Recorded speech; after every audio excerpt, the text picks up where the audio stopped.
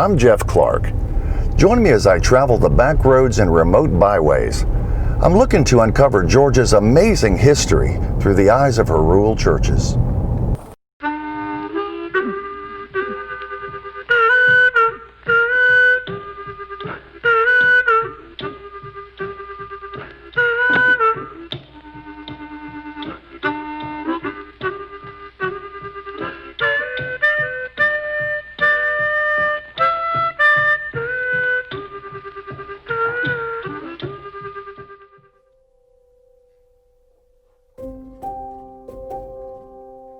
You never know what might inspire you. Maybe an old photo. Maybe something someone says or a place you visit. Or even an experience you remember from childhood. For me, I believe it may have been all of these things. But without a doubt, my journey through Georgia history began the day I met Sonny and George. Thank you for coming. My name is Chris Warwick, and I currently serve as the president for the Lumpkin County Historical Society. I'm very honored to have the opportunity to present our headliner event, Historic Rural Churches of Georgia. For anyone who has picked up a copy of Georgia Backroads magazine over the past several years, you couldn't help but notice frequent stories which were submitted that have highlighted many of these historic rural churches which are scattered throughout the state of Georgia. So, this past Christmas I was very surprised when I opened my present from my daughter and learned that she had actually found a book that I hadn't already purchased. I was immediately impressed by not only the amount of photography and the quality of it, but also the intensive research which had gone into producing this timeless keepsake. However, what struck me the most as I began reading the book is that the churches themselves which are highlighted within are not only a symbol of the communities which had built them, but also a testament to the strength of the people who endured many hardships over the years. The churches also reflect how their congregation's faith in God kept them sustained. That said, I'm pleased to introduce the authors of Historic Rural Churches of Georgia, Mr. Sonny Seals and George S. Hart. Well, Chris, I'm going to see that we add you as our permanent introducer, because by and large, this is the best introduction that Sonny and I have ever had. Yes, sir. Well, Sonny and I have known each other about 60 years, it seems like, but it's really only 55. We've always enjoyed each other's company. We have forever been bonded together in barbecue, beer, and bluegrass, and historic trips that we take through Georgia to visit sites that we think will be of interest to us. Well, the beginning for me, personally, began in a little village of Powelton. How many people here know where Powelton is? Not one? Well, that tells you a lot about Powelton, doesn't it? But you'd be shocked to learn that Powelton was actually almost the capital of Georgia.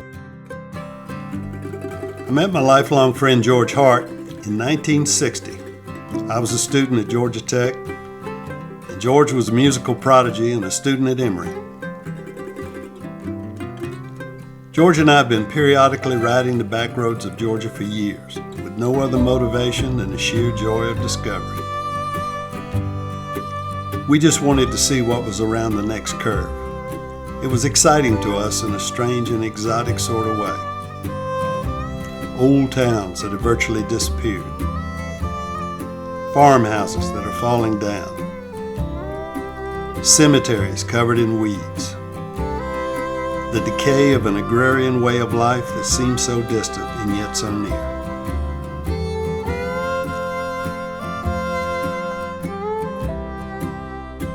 On one of these backroads soirees, we went through the village of Powelton in Hancock County between Crawfordville and Sparta. The only significant structures remaining were a Baptist church at one end of town and a Methodist church at the other.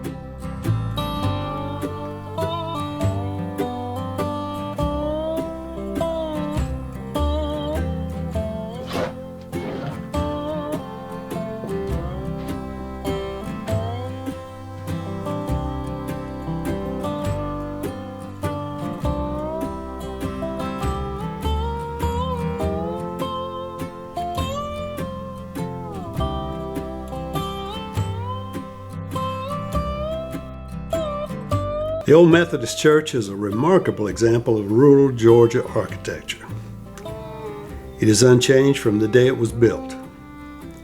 I look at this church and I think about all the souls who found spiritual comfort and fellowship in this place for so long. I just wish I could go back in time, especially since I discovered that some of those souls were my ancestors. The Old Methodist Church was embraced by a small, very old graveyard.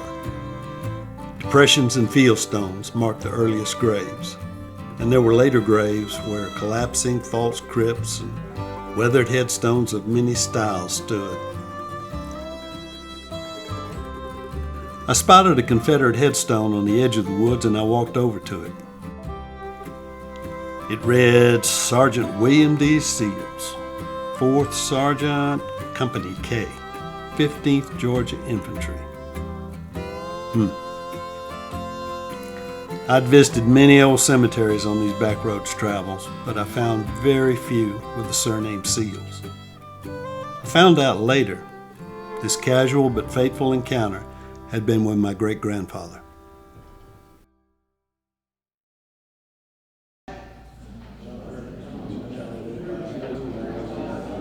As our family history began to emerge, I found the Civil War part of it was tragic, as it was for everyone across the South and the nation. William D. lost 2 brothers in the war and was himself wounded. As I stood beside the old church, I could just imagine what it was like for tens of thousands of these soldiers coming home to a land that was forever changed. They all returned to the rural churches, the center of their lives, to pick up the pieces and begin a new life. And a good day to all of you of a beautiful Sunday morning. You all please rise and turn to page 161 in your hymnals.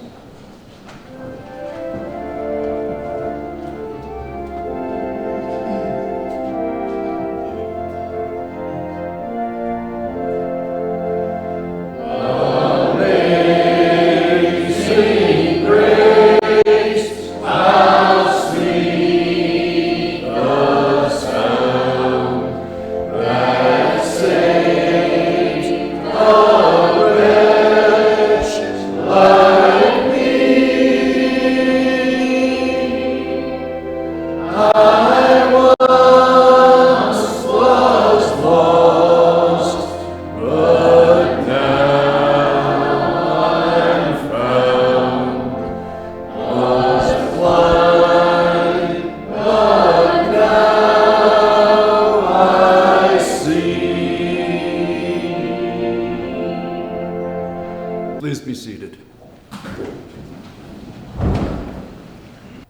Real good to see you, Bill. I know I speak for all the folks when I say we are awfully proud to have you back with us.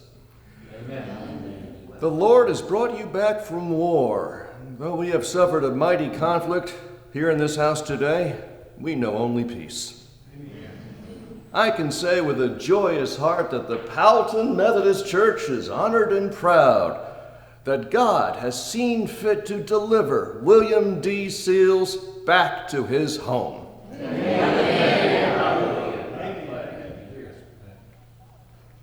So I just want to say a minute about the role of saving grace. Yeah. Georgia history through the eyes of our rural churches. The purpose of the video and the purpose of social networking and the purpose of all these new distribution channels that technology has enabled us to reach so many people. We're going to tell this beautiful story of Georgia, and we're going to tell it using the power of saving grace to do that. And that's through Georgia, through the whole Georgia Public Broadcasting Network. Yes. It gives us a chance to really tell the story outside. Yeah, and we think it'll go beyond Georgia. If we do our story right in Georgia,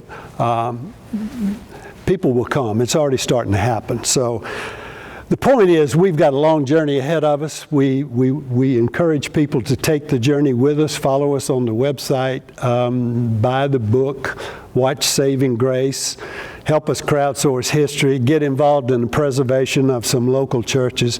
This is a beautiful story and a noble platform, and we want to thank you guys for coming. We know you care about what we're doing, and we're very gratified by it. Thank you. Join us in this adventure.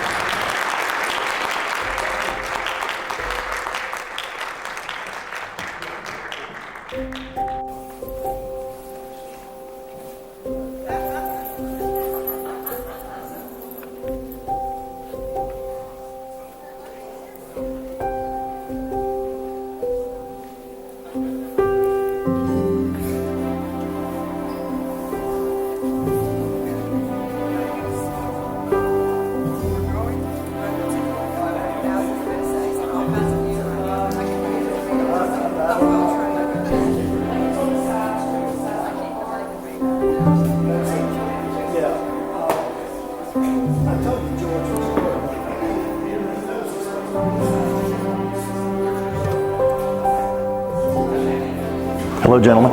Hello there. Well, hello. How are you doing? Fine, Good sir. to see you. I have to tell you that this cover has inspired me. I've decided to visit every church in this book if I can. My goodness. That's going to be a long circuit. Let me tell you, It is. it's It a is. long journey. George It and is. I've been taking it for some time. I'm excited. You obviously drank the same Kool-Aid. What's your name? I'm Jeff Clarke. Jeff Clarke. My pleasure. Jeff, I'm George. Pleased George. to meet you. Where are you from, Jeff? Just outside of Athens.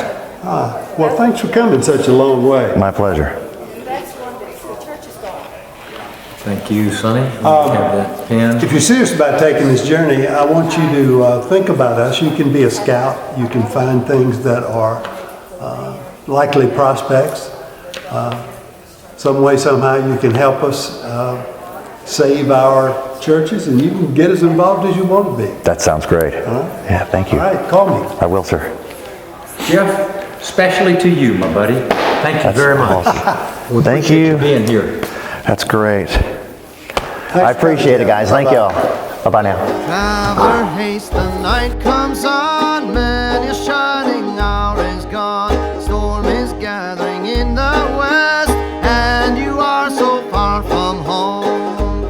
Oh, come, traveler, haste away, you must walk while it is day. Oh, come, traveler, haste away, you will find in Christ the way.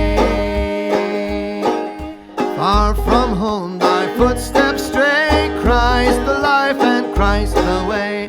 Christ the light, yon setting sun. Ere the noon is scarce begun. That first meeting with Jeff led to the beginning of this documentary series, Saving Grace, Georgia History Through the Eyes of Rural Churches. It turns out that Jeff was serious about visiting these historic churches all across Georgia. So George and I decided to take that journey with him, although we'd have to do it remotely. And we thought the perfect place for him to start is where it all began, Powelton.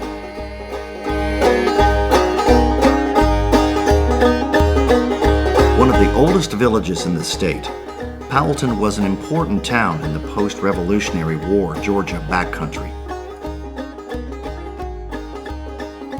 When Hancock County was founded in 1795, Powelton was already home to prominent citizens, thriving merchant and commercial enterprises, and academies of higher education for both men and women.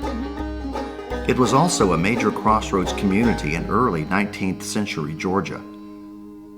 The story goes that Powelton rivaled Milledgeville for the location of the new state capital, but came up only 2 votes short.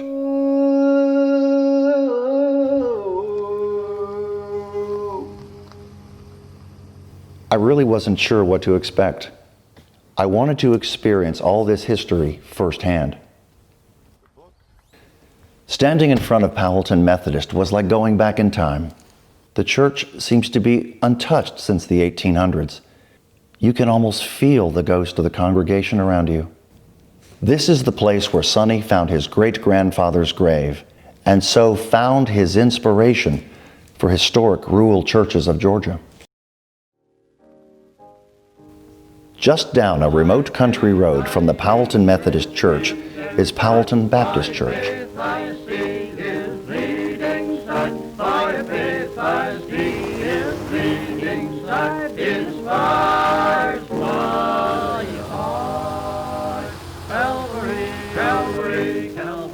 Calvary, there is life for the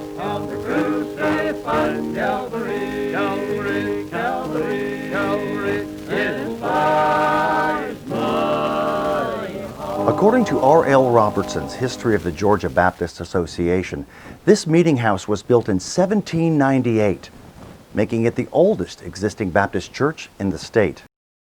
We're at Powelton Baptist Church in Powelton, Georgia, part of the cradle of Baptist beginnings here in Georgia. When you drive by this church today, it may look just like another ordinary country Baptist church on the side of the road. In fact, if you blink, you might miss it. But this was a place where Jesse Mercer was a pastor for almost 30 years. This is a place where Georgia Baptists got together and decided to work together for education, to help establish schools like Mercer and Shorter and others. This is a place where history happened.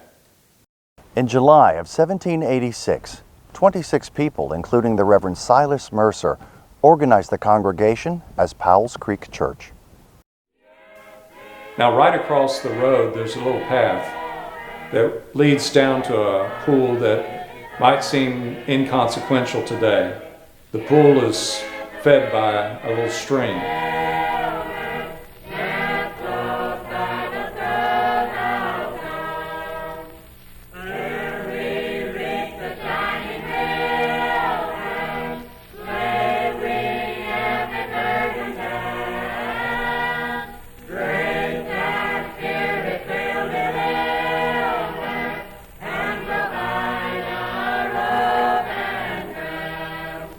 So Jesse Mercer may have stood right where we're standing. Oh, absolutely.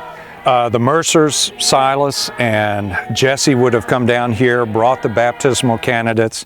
The congregation would have gathered around, and it's sort of a low spot here, obviously. Would have sung the hymns, and I will arise and go to Jesus, and brethren, we have met to worship.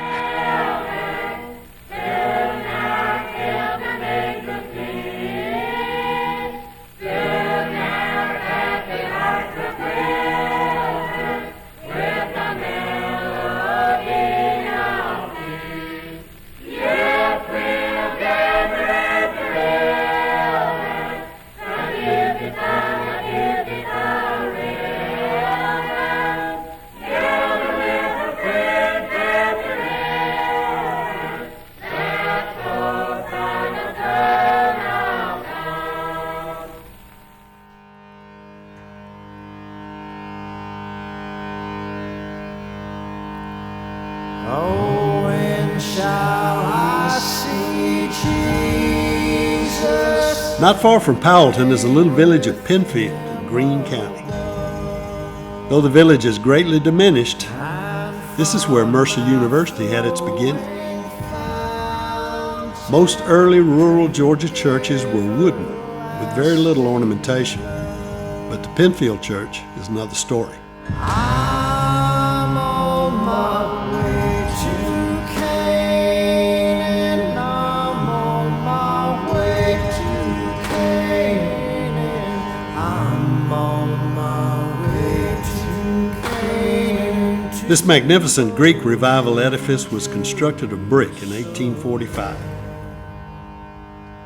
Very unusual for rural Georgia. Shall I be delivered from? It is a reflection of the wealth that was being created in this part of Georgia as cotton rose to prominence in the global economy, becoming the nation's leading export. Most of it going to England, where the Industrial Revolution was in full swing. Are there anybody here like Mary a weeping? Call to my Jesus. Penfield's interior reflects the wealth of the planter class that settled here in Greene County prior to the Civil War. The size of the gallery also gives you a glimpse into the number of slaves who worked to create that wealth. Glory, glory be to my God on high. There's a wonderful passage about Penfield Baptist in this book, A History of the Georgia Baptist Association, written by Gardner, Walker, Huddleston, and Harris. It reads, Penfield Church began as a church home for faculty and students of Mercer University in 1839. In 1871, Mercer University moved to Macon.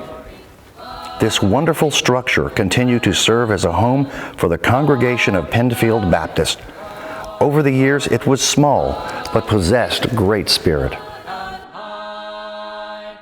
Are there anybody here like jailers a trembling? Call to my Jesus and he'll draw nigh. Are there anybody here? Mercer University in Macon now has 9,000 students and is one of Georgia's most distinguished academies of higher learning. But few people are aware that the story of Mercer University began with Silas and Jesse Mercer in the little villages of Powelton and Penfield.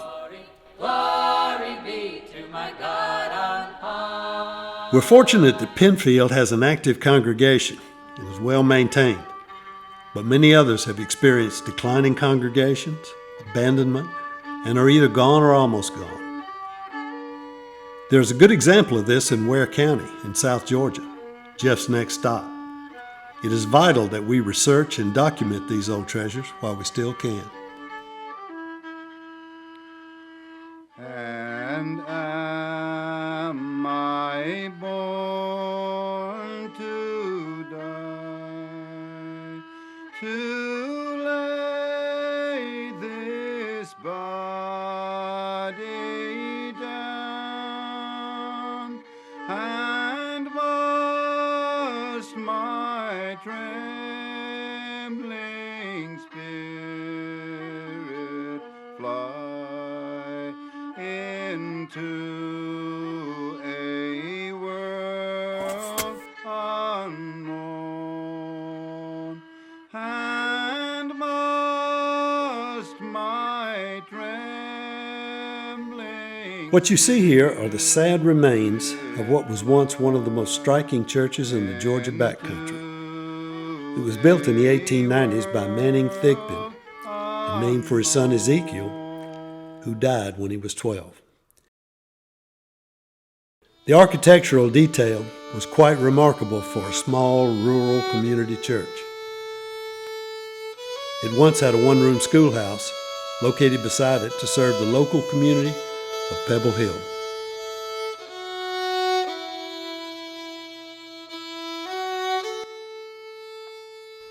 How many hymns were sung in this special place? How many souls were saved? Marriages performed, baptisms and eulogies. The early churches were the building blocks from which our state emerged, and the social glue that held it together. The churches performed the role of spiritual comfort, yes, but also community center, dating service, even law and order when necessary. They provided everything these tough settlers needed in order to function as a civilized society.